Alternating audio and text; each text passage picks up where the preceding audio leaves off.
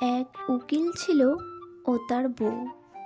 তাদের বেশ দিন কেটে যাচ্ছিল। হঠাৎ একদিন উকিলের বউ উকিলের কাছে গিয়ে উকিলকে বলে, শুনছো, আমার না বুকে পিঠে সারা শরীরে ব্যথা করে, কিন্তু হ্যাঁ, তুমি যে আমাকে রোজ রাতে ওষুধটা দাও, সেটা খাওয়ার পর সারা দিন আমার ব্যথা থাকে না, কিন্তু রাত হলে আমার ব্যথা আবার শুরু হয়। তখন উকিল কিছুক্ষণ চুপ করে থাকে। তারপর সে বলে যে, তোমার ব্যথা তো তুমি কোনো চিন্তা করো না, আমি তো আছি। আর হ্যাঁ, ওই ব্যথার জন্যই তোমাকে আমি রোজ রাতে সেই বড়িটা দিই। কিন্তু তুমি আমার কথাটা শোনো। তার উকিলবর তার কোনো কথাই শুনতে রাজি হয় না এবং তার থেকে এড়িয়ে যায়। সে তার কোনো কথায় কান দিল না। তারা দুজনেই দুদিকে চলে গেল।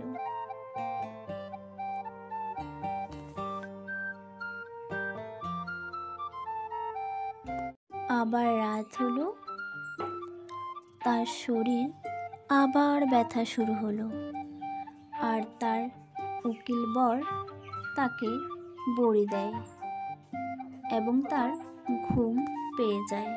বউ ঘুমিয়ে পড়ে এবং উকিল মনে মনে ভাবে, না, এখনই আমায় বেরোতেই হবে। এই বলে সে ঘর থেকে বেরিয়ে যায়।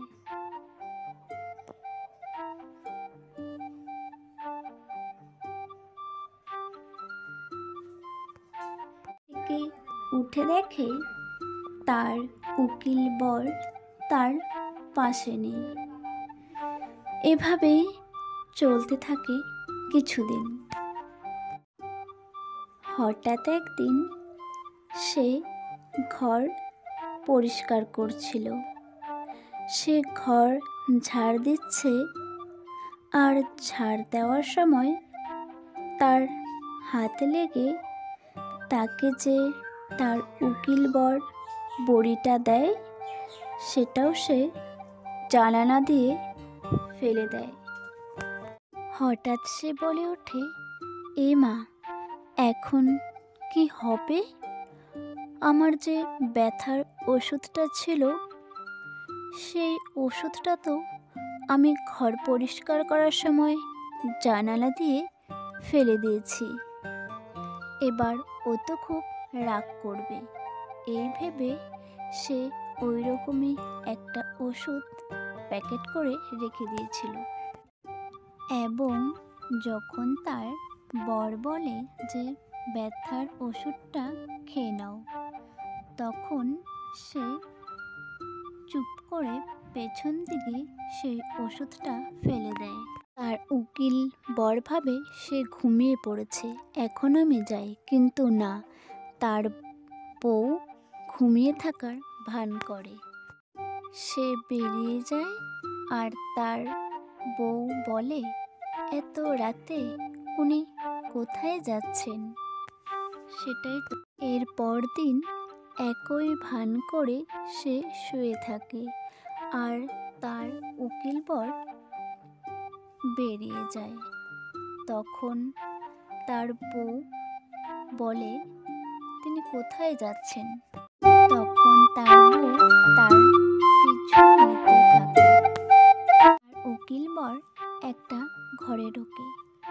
সেও তার পেছন পেছন আসে এবং সেও সেই ঘরটায় লুকিয়ে থাকে। সে ঘরে গিয়ে তার উকিল বর একটা লোকের সঙ্গে কথা বলছে। তার বউ এর খুব ভয় হতে লাগলো যে এত রাতে উনি কার সঙ্গে কথা বলছেন। উকিল বর একটা ঘরে ঢোকে। সেও তার পেছনে আসে। সে ঘরে ঢুকে একটা লোকের সঙ্গে কথা বলছে। তার বউয়ের খুব ভয় হতে লাগলো। এত রাতে উনি কার সঙ্গে কথা বলছেন? তার বউয়ের খুবই ভয় হতে লাগলো। এরপর তারা দুজনে সেখান থেকে বেরিয়ে যায় এবং তাদের পেছন পেছন উকিলের বউ তাদের সঙ্গে বেরিয়ে যায়। হঠাৎ তার বউ শুনে ফেলে যে মেয়েগুলোকে আজ রাতে পাচার করতে হবে। এই কথা শুনে সে আরও ভয় পেয়ে যায়। সে ভাবে যে আমার বর তো একজন উকিল, তাহলে উনি মেয়েদের পাচারের কথা কেন বলছেন? সে চুপ করে একটি মেয়ের দেখা পেয়ে যায়। উকিলের বউ মেয়েটির কাছে এগোতে থাকে, কিছুক্ষণ চুপ করে থাকে। তখন মেয়েটি বলে, আমাকে পাচার করো না, আমি কিছু করিনি। তখন সে বলে যে ভয় পেও না, আমি আছি তো, এত ভয় করো কেন? কিন্তু আমি যে ওই লোকটাকে শুনেছি, উনি বলেছেন যে ওনার বউ খুবই ভালো এবং বউকে নাকি খুব ভালোবাসেন। ওনার বউ নাকি সব জানেন, তাই তো আমার ভয়। তুমি যদি আমাকে পাচার করে দাও ওদের মতো। তখন উকিলের বউ বলে যে কি করে জানবো? উনি তো আমাকে ঠকিয়ে বিয়ে করেছেন। আচ্ছা, ওদেরকে পুলিশে ধরবে, চিন্তা করো না তুমি।